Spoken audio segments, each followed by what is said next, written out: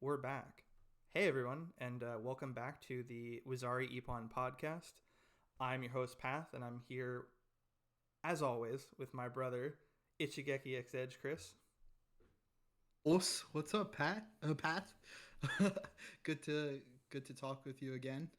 Yeah, it's been a while since we did one of these, and I believe the last time we spoke, you were jet setting your way to New York for a big important tournament, or no, LA this time, right? For the All American. Yeah, so I LA, yeah. so I'm based in New York, but uh yeah, so the last time we did the pod, I was talking about how I was getting ready to go off to Los Angeles to support my dojo mates and in their adventure in the 17th US weight category karate championships in Los Angeles. So that's put on by the Los Angeles branch of the IKO1 or the Kyokushin Kaikan Matsui group. Um, and yeah, it was a fun tournament. Have you ever been out to LA, Path? No, I've never been. I've been to New York and Texas. Is basically the only places in Okay, the U.S. I've been. Oh, in Arizona. cool, Yeah. cool.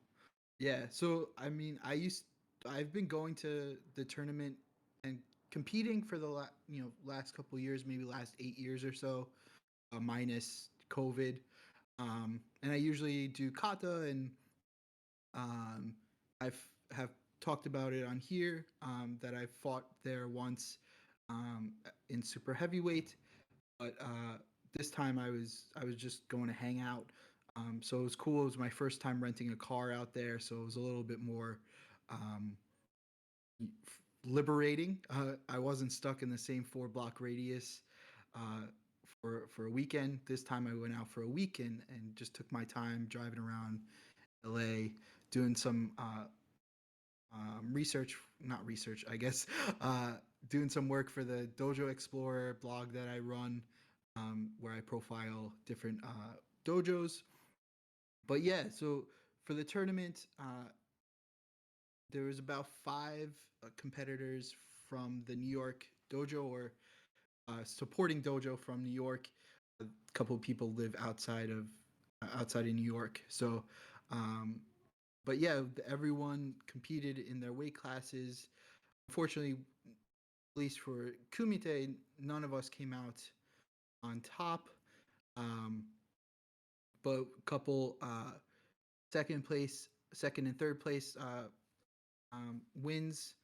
Unfortunately, my dojo mate Daniel, who fought uh, super heavyweight against Sota Nakano, lost by disqualification. There was an accidental face punch as he was fighting Sota. So that was disappointing, but happy to announce that this was the first qualifying tournament for the 13th World Tournament that's happening in November in Tokyo. So most of my dojo mates have qualified for that tournament. So we'll be going out to Tokyo again in November, and I'll be supporting them. I guess either as a fan or in a little bit of a coaching capacity, maybe. But yeah, that was a good trip. I got to meet Yamaki Kenji for the first time, so that Very was cool. jealous. Yeah, I sent you a pic, I think, as soon as I took it. But it was a little bit of an awkward encounter. I kind of forgot that he lived here for 20 years and he would speak English. So I sort of asked for a picture in Japanese and he just responded in English, like, yeah, sure, whatever. Like, no, he was much nicer, but he responded in English, like, yeah, sure, let's do it. Um, but yeah, so that was cool. Um, yeah, so that was a good trip. And that sort of leads into another thing that's happening this weekend in Tokyo. It's the International Friendship Tournament put on by the Kyokushin Kaikan. So this is more of a senior, like 35 and above kumite competition, as well as a kata competition for kids and adults. So again, we have two New York Dojo participants out there now, and also there'll be two former New York Dojo now uh, University of Washington dojo competitors going out to compete in the kata division this weekend. So I think it starts like tomorrow on Friday. So we're recording on Thursday, April 27th. So I think it starts like tomorrow on Friday, the 28th, and goes until Sunday.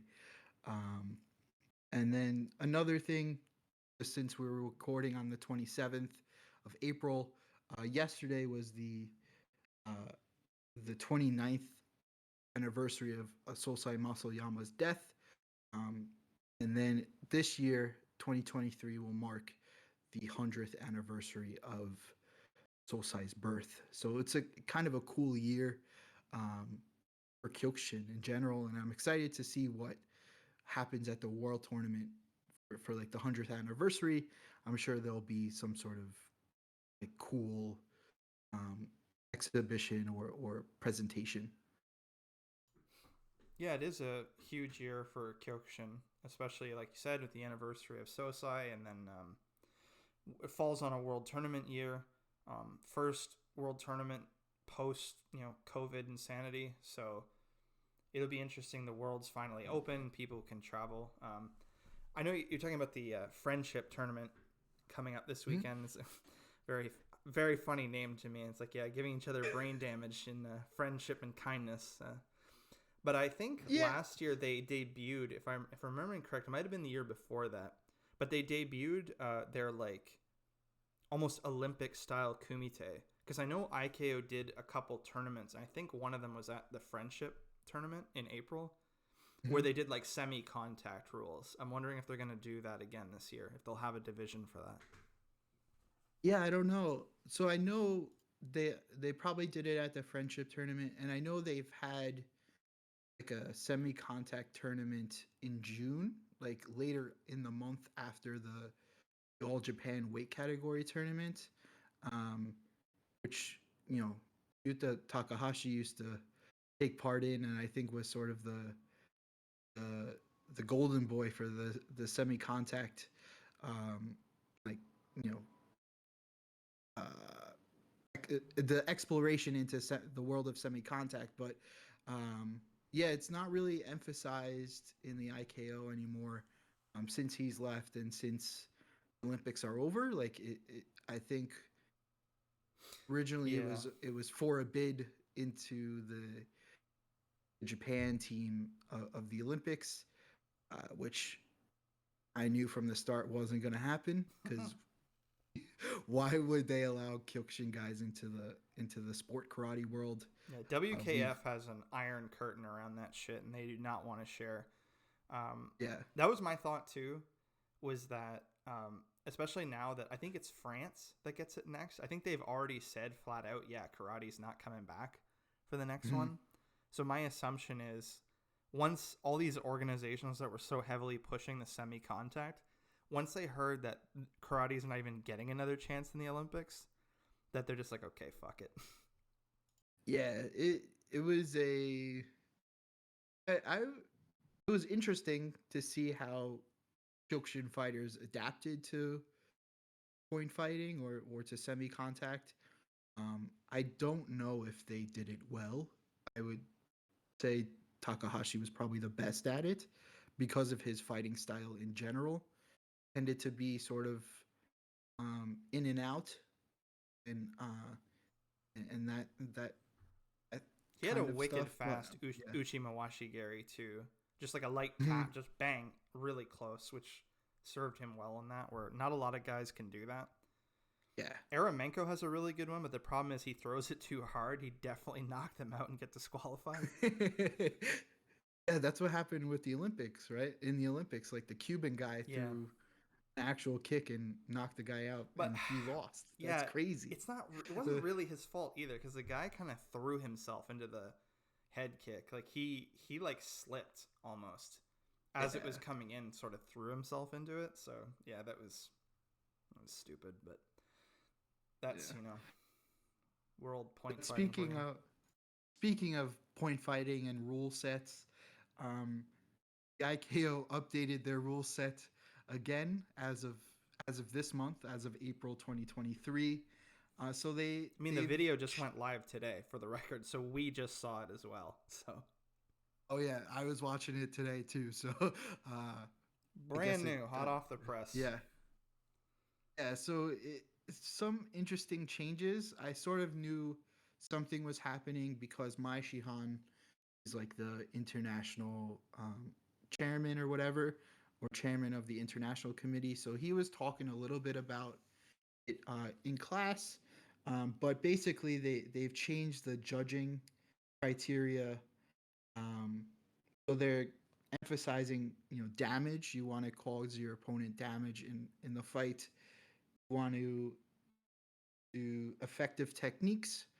So nothing, no wasted movement. You know, again to cause damage. Um, but something interesting is that they're also emphasizing defense.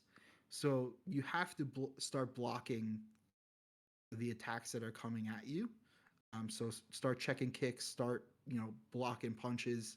So I thought that was um, something new and something that really in Kyokushin isn't emphasized. You're sort of taught to like take a kick. It's good for you. It builds character, but it it is important to block techniques to preserve your body and to also become a better fighter. Like you can't always take damage, right? But I felt bad because in those videos they were using Navarro as an example, as a bad example for taking too much damage. So he kind of just takes leg kicks and keeps fighting. So that's something that they are not going to be looking at kindly anymore. And then lastly is aggressiveness and also respect throughout the fight. So if you are, taunting your opponent, if you're shit talking, like that's not going to be looked, look, overlooked anymore. Like that is going to count against you. Um, Is that really a yeah, new rule, though? I feel like that was always sort of the case, that if you tried to pull some, you know, weird shit, that you were always. Like, I still remember, this is way back. This is way back mhm, now. But in one of the weight tournaments, I remember Nobuaki Kakuta, one of the head refs for K1 later on, when he was still in the mhm. Kyokushin Kaiken, he knocked a guy out with a high kick and then like started jumping up and down celebrating. And I remember them making a huge deal about that, of that not being respectful or Budo or cool. And all the comments were trashing him. So I feel like that's always been the case, just maybe it wasn't written down. You know what I mean? Like, I Yeah. feel like they never let that shit slide. Oh yeah, and also so Kakuta was actually Seido Kaikon, so they probably were already out to get him. But Well, yeah, that's I thought he switched later.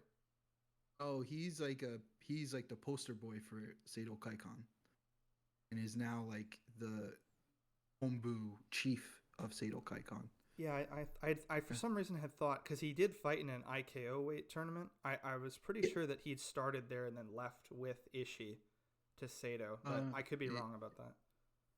I don't know. To me, he's always been Seido Kaikon, and I've been watching a couple like old Kyokushin videos this week on YouTube, and there has always been one or two Seido guys like training with the national team or something like that. So it, it wouldn't be unusual that he would be participating in a Mm, IKO tournament. fair enough. Um, but yeah, and um, they've also added a new foul clause or like created new fouls. Um, one of them is called michaku. So that's touching your opponent's hands or going chest to chest. So, we were talking a little bit about this before we started recording. So basically, I think what is happening is that the IKO and Matsui Kancho are moving away from that like chest to chest Kyokushin fighting style, which has been sort of a characteristic of Kyokushin, at least from the 90s onward. Um, and with this Michaku, like I don't know if I like the hand part of it, where you can't sort of knock your opponent's guard down and then you know then attack. Is that's something I do, and it's something that I think was important in terms of just being like a karateka in general, thinking about kata and thinking about how all those those little movements, like the wrist turns and stuff like that in the kata, are actually parrying techniques or parrying the opponent, or like manipulating the opponent's like hands and stuff. So I don't know if I particularly like the hand thing, but the chest to chest is fine to me. Like, I am not a chest to chest fighter, so I like you know having a little bit of distance, and I think it looks better in general to the uneducated viewer, instead of just having like a giant brawl. But what do you think, Path? I have a lot of thoughts on this. I was watching former world champion Mikio Ueda recently did a video where he visited, to me, arguably one of the greatest, if not the greatest, Byakuren Kaiken champion, Mm-hmm.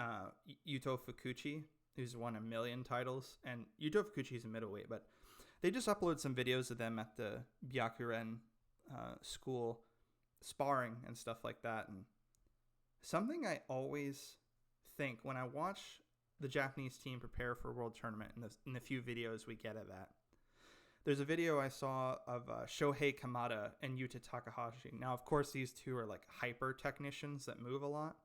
And then watching Mikio Ueda and Fukuchi, spar, something that struck me is that it's absolutely beautiful to watch. Like, they're parrying every move. They're moving on the outside a lot. They're being very careful. They're picking their shots. They're checking kicks. And I remember every time I see like top level sparring like that, I'm like, man, this is so much more beautiful than what we get in the actual fights sometimes. But I understand the thought process of like, well, let's change the rules so that the stuff that everyone's doing in sparring when they're just training to be like good martial artists, let's make the tournament format,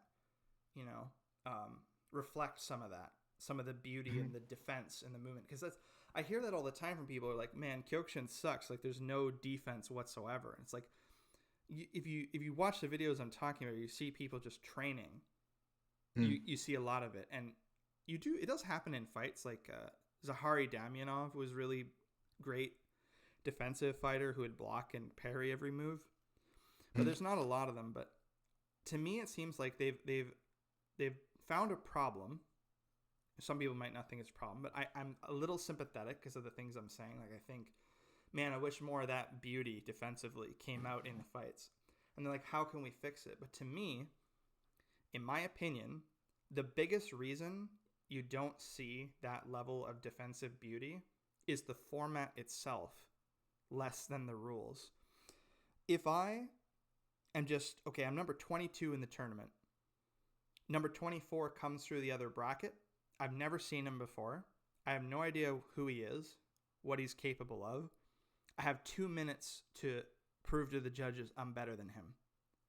You think I'm going to waste time sitting back, parrying, and waiting to see what he's capable of and looking for an opening? No, man. I got 2 minutes. I got to fucking go. I got to throw. I got to go attack, attack, attack, attack. To me, that's the reason why a lot of fights devolve into brawls with not much defense. You ain't got fucking time to be blocking. Yeah, that's true. I mean, yeah, I agree. So to me, that's the problem. I understand the thought process, but if you want that more movement style on the outside, picking shots, being defensive, and you're right, it does look better to the viewers. It looks more like kickboxing or something like that they're more used to. If you want that, then you need to work on the time limit and the format before you. I'd also say that pretty historically, maybe not so much in the Aikeo, but certainly in Shin Kyokushin, moving backwards or side to side at all is like an immediate, like, the judges are just going to shit on you.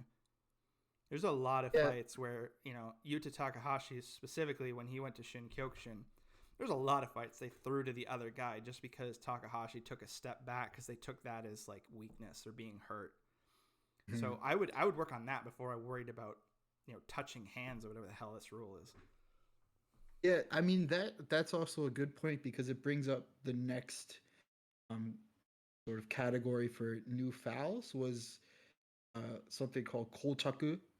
So ineffective, or no, sorry, Sho- kolchaku is ineffectiveness when going like arm to arm or wrist to wrist for 3 to 5 seconds, which I think like it goes along with that chest to chest fighting. Like if you sort of lock arms or if you go wrist to wrist, like that's wasting time. Like that's not really effective fighting.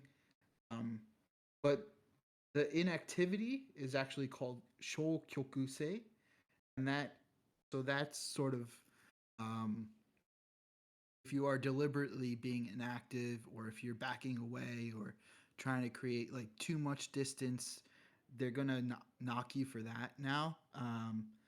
So, but I don't know what about like a good balance would Yeah. be. Like if you're trying to be defensive, if you're trying to check kicks, if you're trying to be smart about how you're fighting now, and less being less of a brawler, how do you balance being defensive versus being inactive?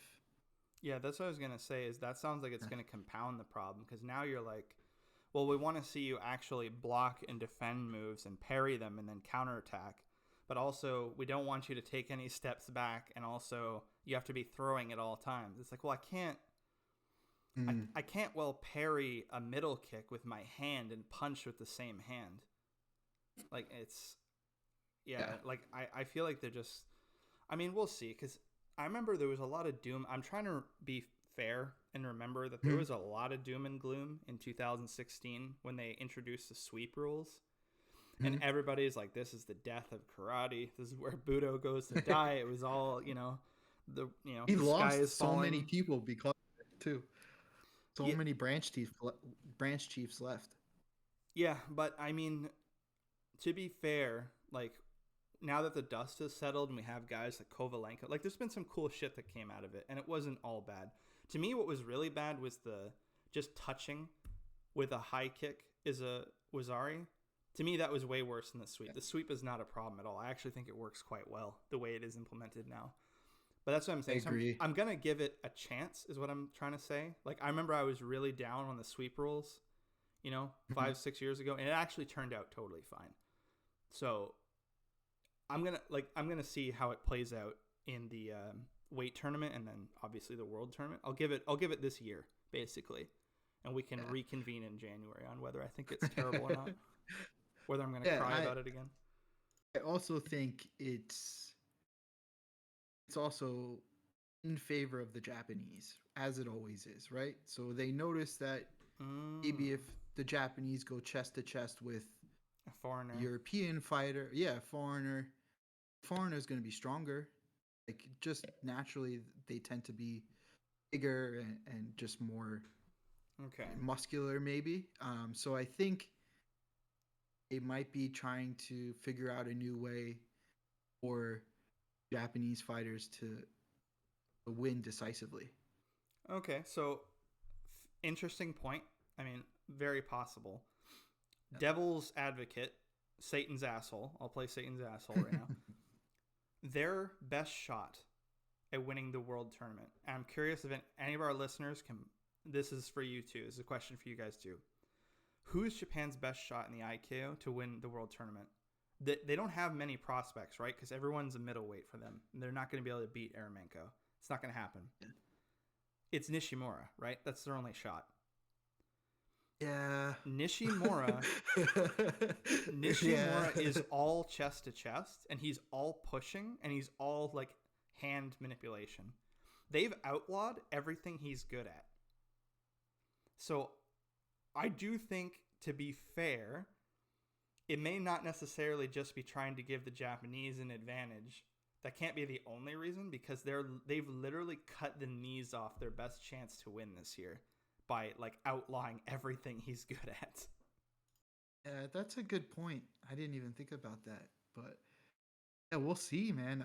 Maybe I they're didn't know that hoping some of those middleweights will step up now because they won't be getting pushed off the mat. But that was my first thought. I was like, why are they doing this? Nishimura's fucked now. This is the only thing he can do. Yeah, and as we've talked about in the past, like he's had trouble with his pushing, both in Japan and internationally. So yeah, he's gonna have to figure out a new game, I guess, in 7 months.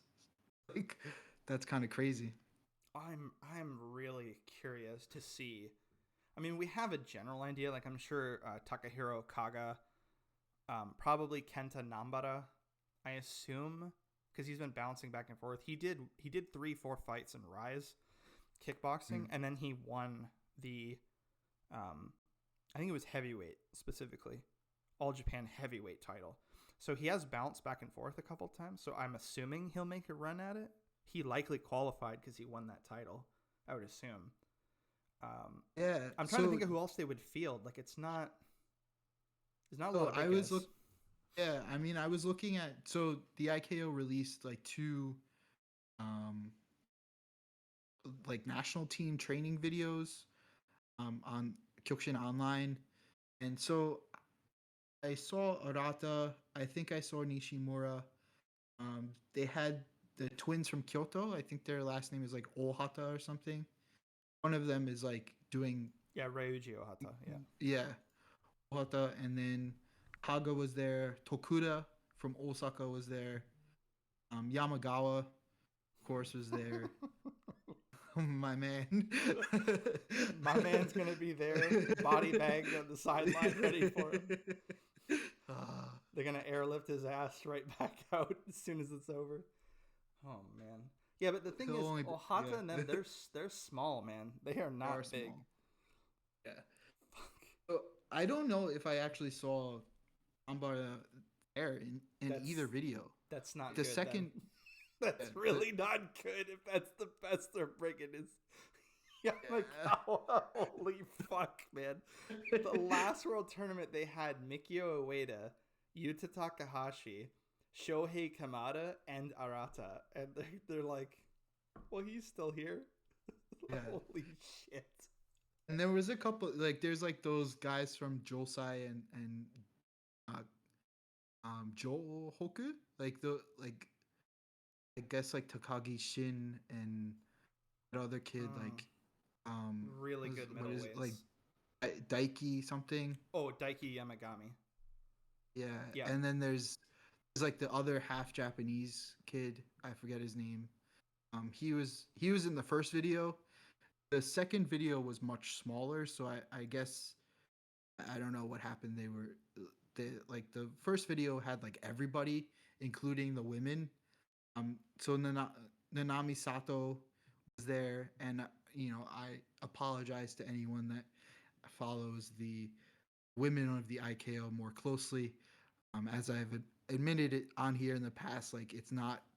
I tend to follow the Shinkyokushin women or the JFKO women's division more than I do the IKO. But there was a couple solid girls there too. But the second video was noticeably smaller.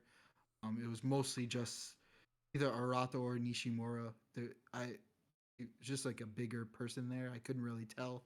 And then the Ohata twins were there. Sato was there. Kaga was there as well. So, yeah, I still say Arata may be like one of their best fighters. Kaga for sure. Don't know if he is world champion level though. He's too small. Kaga got brutally KO'd by Aramenko last world tournament, and I don't see why that would go any differently this time. Yeah. He's got to hope the brackets break different. He doesn't get that fight again. Yeah. Tokuda is interesting. Tokuda is from the Osaka branch. One of the only Osaka branches that is still with IKO and not broke away to Nakamura, but he's like an interesting fighter, but I think he's sort of like a journeyman fighter. Like he's not get to like the middle of the tournament, I think, but he definitely won't make it to the finals. Yeah, I mean, I think the All Japan Open was a pretty good idea of how things are going to play out, where Kovalenko beat Arata in a really tough war and then lost a close decision because he was exhausted to Nishimura. Also, let's be real, I think that was a hard sell for Kovalenko to beat Nishimura unless he like got a Wazari or something. But um, Yeah. I think those three are in the mix from the Japan side, like Japan training camp side. Mhm. And then you've got Eremenko, Zagainov, Ekimov, Navarro, and maybe Diogo Silva from Brazil. Maybe. I don't know if he's going to come from. Diogo's like Diogo's like I was watching a video. He fought in 2000. He Mm-hmm. fought He's been in around the as world long as tournament. Navarro. Yeah. Yeah. Yeah. So, uh, yeah, I don't know if he's gonna come back, but uh, there's also that I do not know his name to be honest, but he's like a very short, blonde Russian kid that seems to be doing very well on the national side of tournaments in Russia. So Mm-hmm. he'll be interesting to see if he will sort of get through um, the like at least some of the smaller Japanese fighters. Oh yeah, absolutely. I mean, I've seen him fight Igor Zagainov twice, and gave him an absolute run for his money. Even Wazaried him by kicking him in the face once. So absolutely, if he can do that, he can take on probably just about anybody from the Japanese team. So have we gotten official word that like it's going to be okay for the Russians to travel to Japan for the tournament? Do we have No, any comment on that yeah. yet? Oh, so I'm worried if the I don't Japanese know. government's going to allow it, let alone the organization. Like, I don't know how that's going to go. Yeah, but it doesn't seem to be for good or bad, right? Things at least on the news in America or maybe Canada as well, like focus on the war in Ukraine has shifted, I think. Um, so I don't know if people or governments particularly care anymore. Yeah, I But mean, well, we'll see. yeah, I'm curious if yeah, IKO has made an official statement yet, because I assume at some point they're going to have to. yeah. I But think I mean they gotta let them because yeah, they're just too invested in Russia to not let absolutely. them come. So I know we've debated this for the last couple episodes, but you Yeah, know, I was just hoping they would uh, they would say officially like yes or no, because I think Shin Kyokushin's going to go the other way personally, especially with really, Europe. Well, Europe for mm, the weight tournaments in Europe and the yeah, world weight, they straight up were like, we're not asking Hanbu. The Russians aren't welcome. So if they, yeah. I don't know if they're going to try to strong arm Hanbu like that again or not. So, but my assumption right now is IKO is going to say yes and Shin Kyokushin's going to say no. But neither have said anything yet, so we're just guessing. But we're going to operate under the assumption that everybody's going to be able to go to these tournaments because that's the only Mhm. way we can make predictions. Yeah, and even some of the Ukrainian fighters who are now like living in Poland, that was something I noticed in when I went to LA. Some of the teenagers, the Polish team, are actually Ukrainian, so they have moved to like Patrick Sipian's um, dojo, like family dojo, and they're training out of there.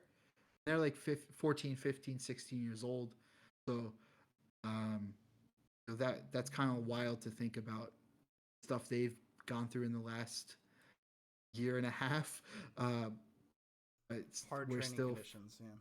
yeah, just moving Poland, but it was interesting to because I sat behind them when I was watching the fights, and they seemed to like speak Polish already. So that was very cool to observe, and it was good to see that they were sort of mixed in with their dojo mates and stuff. But yeah, actually, a couple of them won or got like second place, and they held up like both the Ukrainian and Polish flags, as they received their trophies. So that was very cool. Yeah, good for them. Yeah. Yeah, so Yes. speaking of this, I want to touch briefly on what I think is a pretty important tournament that happened. Just speaking of this region, is Russia for IKO had their. Now, I should be careful because Russia is a bit weird on the way they do tournaments because IKO is very closed and doesn't like playing well with others. But I know in Russia specifically, they tend to just ignore those rules. Like, I know there was like IFK or IKF where they just have Yeah. all the different Russian teams fight each other regardless of organization. So anyway, I'm just trying to say I'm not sure if it was closed to IKO only, but I saw mostly IKO fighters there. They did the Russian open weight championships, which I assume is also qualifying for the world tournament. And Mhm. Eremenko wasn't there because, as we talked about last time, I think Eremenko fought Luzin in the Russian Cup and won. So, I mean, that's smart to me because some people were asking me like, well, how come he's not staying active? I mean, if you've already qualified for the world tournament, why are you going to risk getting hurt, right? That's true. Yeah. It just makes perfect sense that he wouldn't be there. But Ekimov was there. Especially in Russia, where they Killers, literally yeah. fight every weekend. Like Yep. there's a Russian Cup every weekend, it seems. It's So pretty nuts. so I don't blame Eremenko for hanging out. Yeah, no, absolutely. Yeah, The yeah. interesting thing is, and I'm not alleging anything, I just think it's funny it works out this way. This is the third time I've seen Eremenko skip a tournament in Russia, and then Ekimov is there, and he Mm. just goes the fuck off. And every time Eremenko is in the tournament, Ekimov's not there. I don't think they're ducking each other. That's not what I'm saying. It's just an unbelievably funny coincidence that it's like he feels to me the same way Kovalenko feels, where it's like he needs this enclosed off, you know what I mean, to really shine. And then you get to see how great he really is because everybody gets sort of, you know, Eremenko blacks out the sun for everybody else, you know? Mm. But it's cool to see the other very high level talent shine. So he had some great fights. Absolute workhorse. Averkin, Goryushkin, all these guys, big names were in the tournament. He beat all of them. Igor Zagainov got bounced out surprisingly in the, I think it was semifinals because he placed fifth, so he made it far, but he actually got bounced out. He fouled a bunch, which put him behind. I think I would have liked to see Ekimov versus Zagainov, but yeah, we got Ekimov versus Averkin, and we got Ekimov versus Goryushkin, and fucking awesome fights, man. Just balls to the walls fighting. It's really cool to see Ekimov shine. He's actually really good at sweeps, man. He was looking like Kovalenko out there. Like he was getting a lot of Wazaris from sweeps on people, especially the smaller Russian opponents he fought, and just he shined. He looked amazing. His middle kick, it's absolutely thunderous. Um, yeah, it's interesting to see that when Eremenko isn't there, you sort of get to see the other guys shine because they are very high level. And that's like twice now because I think we talked about this probably the first podcast we did was he really stormed through the Baltic Cup one year when Navarro Hmm. and Luzin and all these guys we thought would take it over him, and he beat them all. Not Navarro. Navarro got bounced early, but like to me, what I'm trying to say, I guess, is I think he might be a dark horse for the world tournament.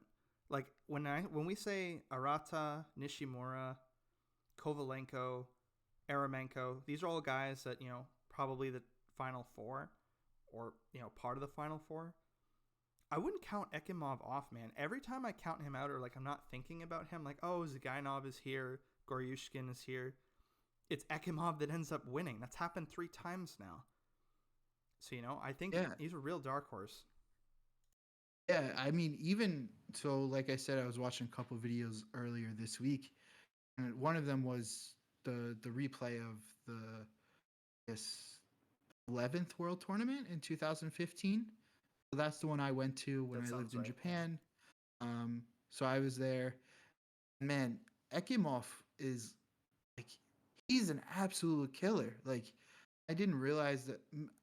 maybe I've talked about this, like this particular video in episodes in the past, because it sounds kind of familiar, but like he was like so brutal to like uh, to his opponents in that tournament, and like I think that's like almost 10 years ago now. Uh-oh. Um, Um, and so you're sorry, buddy, I gotta cut you off because I think you're doing this same comedy routine happened on Twitter with me and Kyoku Spirit, friend and contributor to the show. That's his twin brother. That's not him. There's two Ekimovs. there's two there. Oh my god. Yeah, I didn't know that, dude. Yeah, this happened before. Okay, we're gonna do this live on the show because I'm pretty sure we went through this routine with, because Kyoku Spirit was like, "There's no fucking way," but I'm like, "No, I'm telling you, there's two Ekimovs," and it was a really good thing. So we're gonna do this again. So it's Maxim Ekimov won the 2023 championship, and you said it was World Tournament. I'm gonna look it up right now. World Tournament 2011. Oh, 2015. 2015. Yeah. Did he place in the top 10? I don't. No, he didn't. Shit. So his name's not going to show up. Yeah. I swear to God, like, there's two Ekimovs. There is Maxim, and I can't remember what the other one's name is. I don't. Yeah, dude. I'm pretty sure that's one of them was. Yeah. One of them was like absolutely insane. Like yeah, I was like, how is this the same person that I didn't really know until like pandemic, really. So but yeah, I guess if that was his brother, good for his brother. If that was him, like I'm excited for November. But yeah, who knows, never mind. No, it's the same thing happened where I remember Kyoku Spirits was like, how is the guy who was like 25 or whatever in like the 2015 tournament, like how is he still going like at this level? I'm like, that's not this is not the same guy. I can't I'll have to put a note in the description or something, but I'm pretty sure I did this with Kyoku Spirit, and there's two of them. There's Maxim Ekimov, and I can't for the life of me remember what the first name of the other one is. But yeah, they both fight very similar. You can talk while we're doing it, but maybe I could see if I just look up 11th World Tournament action. This is YouTube. Fucking brilliant content. I love it. Yeah, Vladislav. Vladislav Ekimov. I found it. Yeah, it's a different guy. That's the guy you're talking about who is like spinning, kicking everybody. I don't know. Hold on. Oh yeah. Oh, he's right here. Yeah, I'm telling you. That's the guy who the guy you're talking about is like so brutal. Yeah, he like killed Diogo Silva with a spinning kick. Yeah, that's the other one. There's an identical looking guy with a different first name, and that's not Maxim. That's not the guy we're talking about. He retired a long time ago. I want that guy. Yeah, where's that fucking guy? We want to trade. He murdered Diogo Silva. Like, it was so brutal. This is the same thing that happened last time I talked to somebody about this. Yes, there is an identical looking dude who fights exactly the same, who just so happened to be in the world tournament like 5-6 years ago and then just disappeared, never fought again, and then was replaced by Maxim Ekimov later. It makes no fucking sense. I'm just assuming they're twins, but I don't know. This is crazy. Dude, that guy, oh my god. I was like sitting at my computer like, how have I never seen this before? Like this, I was there and I don't remember this at all. Like, so yeah, oh man, that's brilliant. I'm so happy we did that. I'm definitely keeping that in. But yes, keep it all in. Yeah, Maxim Ekimov, dark horse for the world tournament. That's the takeaway here. Tell him to talk to his brother and like they can train together, whatever. Oh, dude, you know what'd be a fucking brilliant idea? Maxim fights first round, Vladislav fights second round. No one's gonna fucking know. Oh, they have no idea. Just alternate, and then you get a shit ton of breaks in between. It could be like really, you're gonna notice the difference between a 35-year-old Russian man and a 30-year-old Russian man that look exactly the same? No, you're not. Like, have Vladislav fight Navarro and have Maxim fight like I don't know, Aramenko, Yamagawa or yeah. something. Like, just like. Oh man, that's too good. Okay, okay, so that's the IKO side of it. One thing I wanted to touch on since we're talking about the world tournaments, I thought it was interesting. I'm sure you'll remember that usually the Shin Kyokushin and IKO world tournaments tend to go almost head to head. Like they usually both go in November. And I've noticed that Shin Kyokushin has gotten out of the way. That may just be, when they could get the venue, but I think they're going in October this time, which is a bit Really? uncharacteristic. Yeah, I'm pretty sure I saw that. And the poster, which was brilliant, it was literally just Kembu Iriki and Gazauskas just standing Hell there. yeah. I was like, okay, well, they know. They know the final. Yeah. Yeah. I mean, and to be fair, like, of course that's going to be the final. Like, who the fuck is going to stop those guys? Yeah. There's also some, now that you mentioned that it might be in October, either like not that it would be as big, but I think the Shidokan like World Tournament or All Japan is in early November. So I don't know if they booked the same venue. I highly doubt it because I don't think they would bring that big of a draw. It is in Tokyo in early November, and my friend Ben Vale, who fights like Arjuken karate. It's some like Australian based full contact God. style. Oh no, he does fairly well, man. He was just It's just the he was name. just in Just, Japan. oh. Uh, I agree. It's kind of a whack name, but uh, he was just over in Japan for the Ocean Union World Tournament like two Okay. weeks ago or so. Whatever the remnants of the Rengokai is, but because that's not really. Uh, Are they calling it uh, So Kyokushin now? oh, so Seoul Kyokushin broke away from Oh my Union, fucking like the Rengokai. god. Yeah, so it's I think it's Hasegawa that is still like with the Union or the Rengokai. Like, so I who knows, bro. Oh. Anyway, I'm who sorry. knows? I'm so exasperated with this shit. It's like, oh man. It's like every time we talk, it's like, wasn't this one called like, pee pee poo poo karate? And it's like, no, they broke off and now they're, horse donkey kick karate. I'm not. The names aren't that bad. Mosh karate. Yeah, it's not. It's not Mosh that pit bad. karate. The names don't Spin offend me. kicks all day. I'm just saying, like, it becomes just like a word salad of. Yeah. It's getting like boxing, where it's just like the WBC belt, the ABQ, the LPT. It's like, okay, bro. Yeah. I don't know what any of these belts are anymore. Anyway, my friend Ben fought 2 weeks ago in Japan, and he's going to be fighting in the Shidokan, their world tournament or All Japan in November. So I don't know if our timing will line up. Hopefully, I'll catch him at the end of his trip and the beginning of mine, because I've never met him in real life, but he's one of us. He's not straight edge, but he is a hardcore kid, and he does like full contact karate. So he's one of us, bro. Like, so I'm excited. It would be cool to meet him. Get an interview, boy. We need that shit. Yeah. Speaking of, I have a couple lined up.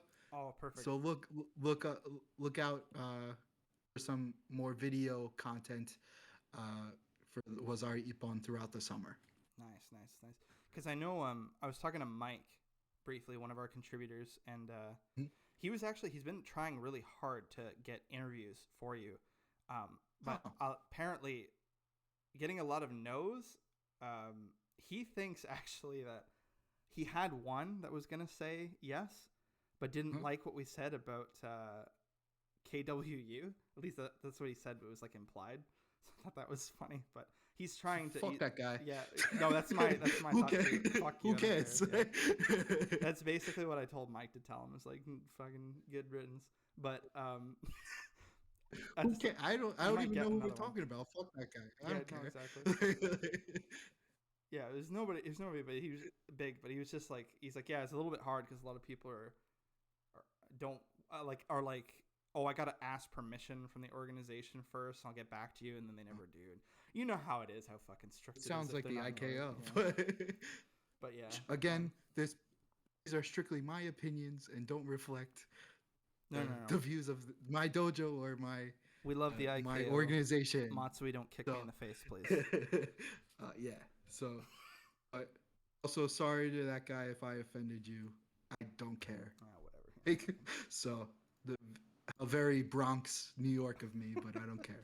Like, No, that's cool. That but if yeah, you're able to get some interviews, that'd be great. yeah. All right. So should we move on to something else? Yeah, I mean, I think we've covered world tournaments and who we think is going to come out on top on that. I know you said you wanted to mention some stuff about Mikio Ueda. Yeah. So he posted a YouTube video. Um, so he's been sort of doing the um, the YouTube stuff, like promoting his MMA thing and just like all around vlog kind of thing. But he visited the Old Okan, which is like actually more of a pro wrestling kind of goods and like trading card store. Um, but they also have some MMA and like some martial arts, memorabilia and stuff like that. Um, they also um, they're selling like a suit that Soulside wore in like 1993 or something. Like, so he took a picture with the suit. It had like it had Oyama and embroidered in like Japanese in the breast pocket, and maybe it had like an IKO patch or something. And then they also had some other cool Kyokushin, historical memorabilia on display, which I'm sure is for sale because they are a store. But it was cool. It reminded me of the Budo shop, which is in Ikebukuro. I think it's like the north exit of Ikebukuro. Yeah, I've But been there. that, It's a cool shop. yeah, yeah, it's a cool shop. It's mostly Kyokushin. They have like Soul Size belt from when he was still like old Concho Oyama. And they have like old books and DVDs and stuff like that. The guy who runs it was like a friend of Soulsai and is very friendly towards like Kyokushin people. And I talked to him in Japanese, and he actually speaks English fairly well. So we eventually switched to English, and he gave me his business card and stuff like that. When I was there 4 years ago for the World Tournament. So I'm looking forward to going back to his shop again this year. Um, but yeah, so Ueda posted that.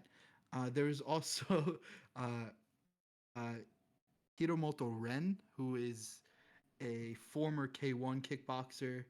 Now he's like a Ryzen MMA slash boxer, MMA fighter slash boxer, who was originally, when he was in K1, he started off as like kind of like an innocent high schooler that would fight kickboxing. Then he, like, over the last couple years, he's made like a heel turn, and is like presents himself as like a bad boy. He got all tattooed like up to his like throat or whatever, and it's kind of, he looks like a mumble rapper or like a SoundCloud rapper. Yeah, it's because But he was like dating a it's famous idol and she broke up with him, and then he went fucking nuts. Oh, really? Yeah. Yeah. uh, anyway, so he spent some, maybe last year or the year before, he spent some time um, in in America over at Duke Rufus's gym, Rufus Sport. Duke Rufus is like one of the best American kickboxers. So sort of PKA, like 70s, 80s kind of kickboxing, above the waist kickboxing. Who has sort of transitioned into MMA and has trained, several um, successful fighters. One of them being Pat Barry, who was in the UFC for a little while and was also a pro kickboxer. But anyway, Ren has since made the jump to Goki Kai Karate, which is Iwasaki Tatsuya Atiya's like karate organization. So we talked a little bit about Iwasaki in maybe the last video Last or the episode, video yeah, for before that. sure. Yeah. He's a former um, Jonan Shibu fighter with Yamaki, Tsukamoto, Midori, and stuff like that. So Hiroshige's that too. gold His highlights up Hiroshige's on our dojo. channel. You guys can check it out if you Yeah. want to see him fight. So check that out. But yeah, sort of golden era Kyokushin 90s, like 90s golden era Kyokushin guy who has, as we talked about in the last episode, has formed a sort of a friendship with the IKO, where he's a supporter of the IKO, and any IKO fighter that wants to make the jump into MMA, he can support them. But anyway, I don't know. Ren has just been posting like himself in like an oversized gi and very long white belt doing Taikyoku Sonoichi along with some other very skinny Japanese fighters. And I thought it was so funny, but I'm glad that he's like promoting Iwasaki's organization because it doesn't seem to get too much promotion. But that was cool. um, and some other news from my side. So Everton Teixeira has also left the IKO and has joined his former, uh, you know, his former colleagues uh, in Senshi and KWU. So it's now Teixeira, Filio, and Feitosa, um, both all three very famous Brazilian fighters in the late 90s and early 2000s. And Teixeira was the 10th, ninth or 10th Ninth. world champion, ninth world champion. Um, but yeah, that's This all of I Liberdad dojo, basically, at this point. yeah, I truly I don't care, but it was just It's interesting worth to noting, yeah, for yeah. people who want to know that kind of stuff. Yeah, I guess the last note then that I have to talk about would be that leads in pretty well. Um, Recently, I've been going through some old footage I had. It's quite scattered. It's one of those things where you take the video and then it just labels itself like 2016-05-4- video 8. Mm-hmm. So and there's like 1,000 of them. So it's an absolute mess to go through it and catalog it. But I actually had a lot of footage from the 2016 and 2017 Iraqi Open in Baghdad, and then I had a Suleimania Cup. Jesus. Yeah, I had a Suleimania Cup in Iraqi Kurdistan. So I'd been going through and doing some stuff with that footage. I posted a highlight, I'm pretty sure the Baghdad Cup on Twitter for our Twitter feed. But I do plan, but there's like a limit of like only 2 minutes on Twitter if you don't pay for Blue. So, but I think I'm going to keep editing that footage and I'm going to do something for the channel. I'm going to post some kind of like tribute to Middle East Kyokushin fighters. I think especially in like Baghdad and Suleimania specifically, the level of karate there is like super, super high. It's as high as Iran's. And it's just, unfortunately, having an Iraqi passport is like having a death sentence. Like, it's just no way to travel or get anywhere. And I firmly believe some of those guys from like Ali Nazar's dojo and some of like the branch chiefs, Erbil, Muay Thai, and Kyokushin, some of those schools are absolutely fantastic and produce like world-class fighters, but they just never get the chance to leave the country and fight elsewhere. And so I'm planning on doing like a tribute or something with that footage that I have. I'll post it on the YouTube, so you can look out for that as well during the summer, as well as Chris's interviews. But it was something I noticed, whereas I had not checked up on it in a while, but I went and looked to see the different organizations holding their Iraqi Cups this year, and I think it might have been like KWF or something like that. I'm sorry, I don't remember, but there was some like org that was pretty specific to like the Middle East and Russia that had covered a lot of these events. But I had noticed on some of the videos for like cups in Iraq, I noticed that the Kyokushin World Union logo was plastered everywhere. So it seems like they've also, just since I've been editing, thinking about it, and we're talking about people who've left to join it seems like they're also moving into like the Middle East tournaments and stuff and trying to scoop up people there. So it seems like Kyokushin World Union is, spreading very fast. They're picking up lots of people. I mean, they have lots of money to throw around. So I can totally understand the promise of, visa help to maybe fight in Senshi or something would be enough to get them to leave their organization. But I was very happy to see that. I mean, I try very hard. Like, we watch and cover Shin Kyokushin, we watch and cover Rengokai, we watch and cover IKO. We try not to get into the politics bullshit of Kyokushin and, be fair to all the orgs. And I think the fights and the fighters is very high in Kyokushin World Union. Just, again, some of the money they're throwing around makes me a little bit weary. And then, so I was sort of disappointed to see more people signing up with yet another new org. And, like, to me, it's not about that. It's more about that it's splintering again, that we have another huge player coming in. But I was happy to see, like, Erbil Kyokushin didn't join. They're still independent. I was really happy to see. It's just, it's more absorption. And it bothers me that Kyokushin World Union, their tagline is "Time to be united." And it's like, but you're just another. Now you're like a fourth or fifth huge organization splitting everything. Like, did we really need another one? And it's nothing against them personally. It's disappointing. I wouldn't care if it was another Japanese one, not a Bulgarian one, and they had a lot of money and they had it from, I don't know, Facebook invested and they were buying up all these dojos. The principle to me is it's just more, in reality, it's just more division and another big player creating an empire. And I don't want to see any more splintering. Like, we have enough organizations. That's basically what I'm trying to say. Yeah, but that's not unusual for like that part of the world. Like, I know in Iran, especially, like, there's like tons of Kyokushin people, but there's every single person is a part of something else, like something different, and not that a lot of them did so Kyokushin, just for the So, but not I'm not passing judgment or anything like that on that part of the world or how like business practices or whatever. So, but a lot of like people I've heard that I've talked to that are pretty high up in their own organizations, a lot of those guys like tend to Dan hop. Like, if you promise them like fifth Dan, if you've promised like some guy in Iran fifth Dan, he's gonna join right away. Like, whether he's like first or second Dan,